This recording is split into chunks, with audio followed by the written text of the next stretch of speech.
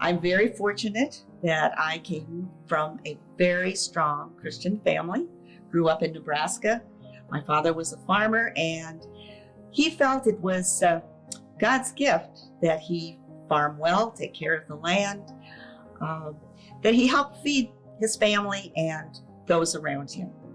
My mother, on the other hand, was also a strong Christian, but she experienced it a different way.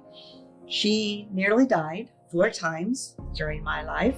She was diagnosed with diabetes and with breast cancer, and she never gave up. So I think that's where I get my faith and my love for Jesus. Now, my husband had the same type of background, and we met after I had finished nurse's training. He was still a student and was planning to be a biochemist, which he achieved. It was very important to us to find a good church home.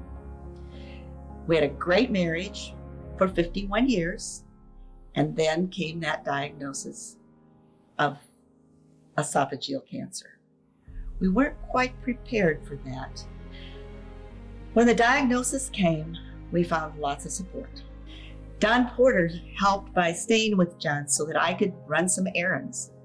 And Joe Flynn, who was in charge of Stovetop Shufflers, said, "We'll cook for you guys." And I said, "Oh, no, we don't need that." Well, she didn't listen, thankfully. And then there was my good friend, Della Arnold. She kept insisting that we spend some time walking, and I just did not want to leave John. So she didn't push it. But when he passed, she came and said, "Okay, now we're going to walk." She let me talk, let me share. We laughed, and I began to really heal.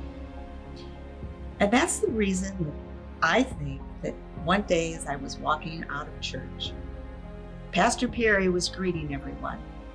And I said, "Pastor Perry, we need to have a support group for those of us that have lost a spouse. We talk about our families.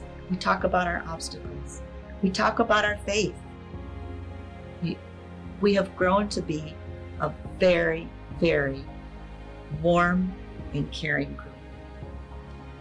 The other thing is, I can think back to everything that happened through this journey, through John's illness and through the time of his loss. God had a finger and a hand in every step of the way. When we stay in contact with God, there is trust, there is faith, and there is hope. There's hope for all of us, even in this crazy world today. Even as we reach times of heartache and stress, God is there, and that's His promise. My name is Ramona Paulsrud, and this is my story.